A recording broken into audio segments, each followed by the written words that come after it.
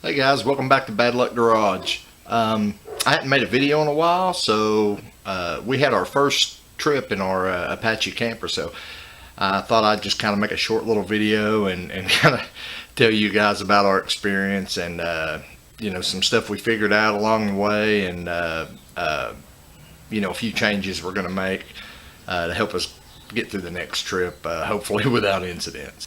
Alright, so the first thing I wanted to kind of go over is my Canopy idea. I was going to design a canopy to attach to the factory rail up there, the canopy rail. And, I was going to use, I've actually got, where I bought some PVC pipe here.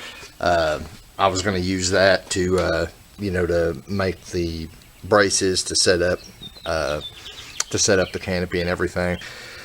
Well, after spending I think a little over $40 on a huge tarp, because my original idea was to get a tarp big enough to cover the whole camper, and then come off the front about 10 feet or so, and then have a canopy there. That way any leaks, I think most people who have these can testify that they do develop some leaks. Although it's awesome having hard-sided bed ends, they don't seal very well. At least that's what I keep hearing, and we had our share of issues last weekend with ours. So I think. You see I've got tarps over it right now. There's a reason for that. But anyway, like I said, I spent about $40-something for a huge tarp. Then I spent, I think, about $10 more on some pieces of PVC pipe and some elbows. I spent more money buying stakes and rope to anchor, the pipes and things like that.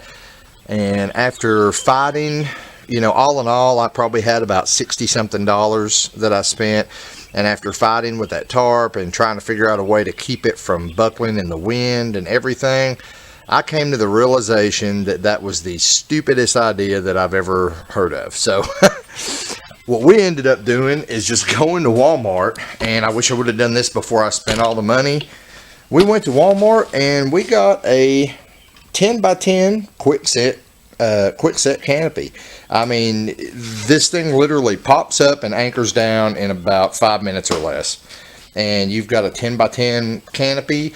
The best part is it was only like $80. I mean, and it's way more sturdy than anything I could have designed. It packs up easily into this, and it can stow in the Apache when we're traveling, or we can use it for other events too. So it's not a one-trick pony. So my advice is, if you're trying to come up with some cool, idea for a makeshift canopy, I was trying to save money and actually ended up just wasting it. So this is my suggestion right here, guys. Or for $20 more, you can get a 12x12 canopy, which is even bigger. But another good feature about this is you can buy the walls that clip onto it. The walls are $15 a piece. Now, an idea I do have is, we already bought one wall for it, just to kind of give us some privacy while we were at the campground.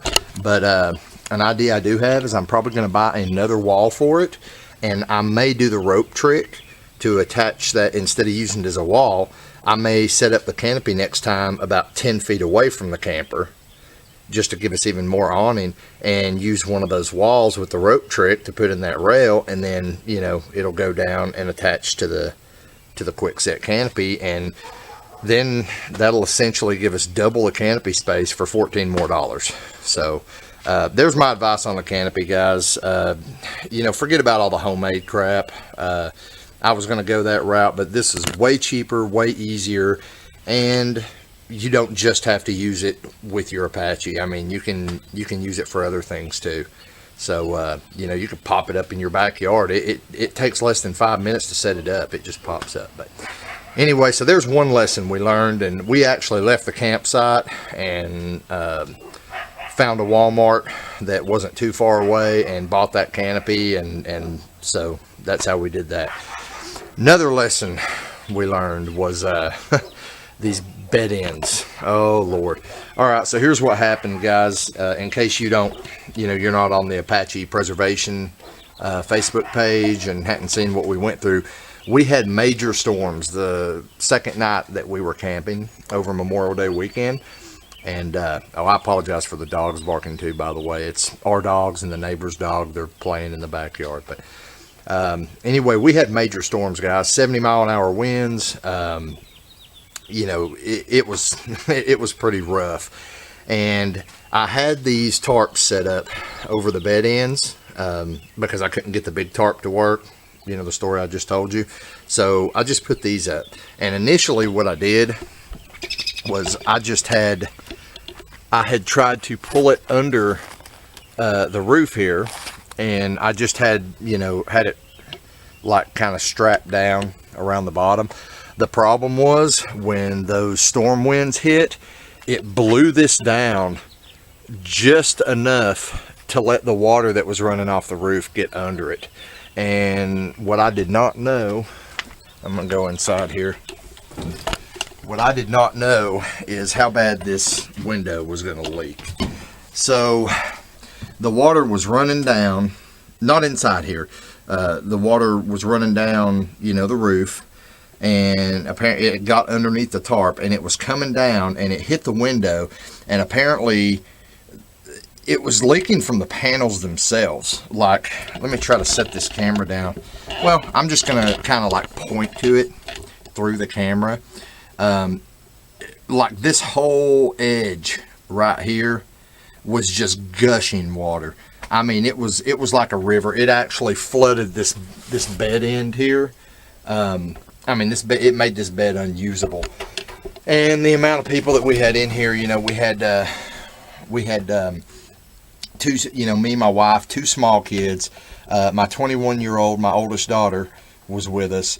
And then we had both the dogs, our husky and our chihuahua. So that made life kind of difficult because then we had to pack everybody on the other end of the camper.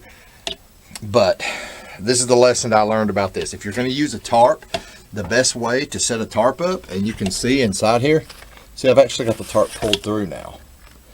Because the lesson I learned here is if you're going to cover these bed ends with a tarp, what you do is when you're setting up the bed end, before you latch these, you pull the tarp through from the outside, and then once you latch these and lower the roof down, there is, the wind is not, because they're actually over those little latches that go back in here.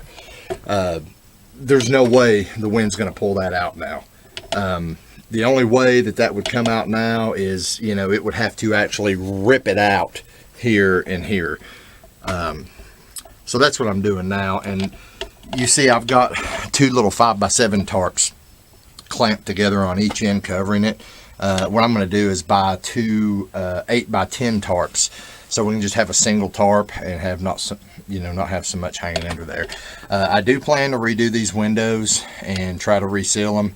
I'm not sure why they leaked like that, other than maybe the panel was loose, but it wasn't a drip, guys. I mean, it was like a freaking waterfall coming out of these windows. It was crazy. But anyway, that's like I said, that's another lesson we learned. The air conditioner actually did really good until we lost power.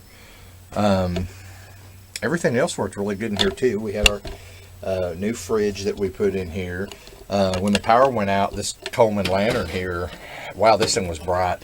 I just used a clamp and hung it up to the bed end there. Just clamped it up there and hung it down, and it's got two settings. It's got low and then high, and on high it's like 400 lumens, and we had plenty of light even after the power went out.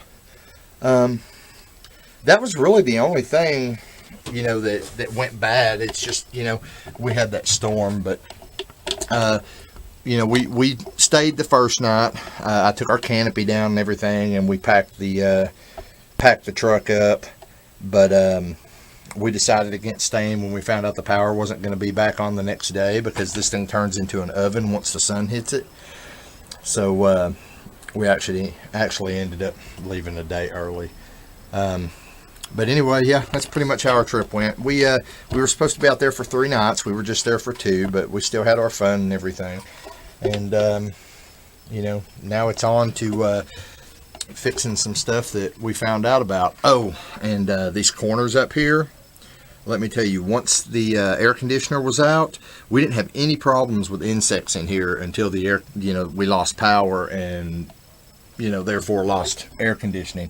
For some reason, once we lost air conditioning, bugs started just pouring in through these corners, you know, where that gap is in these Apaches. So what I ended up doing, we had some insect repellent, and I just sprayed off insect repellent in all 4 corners around this thing.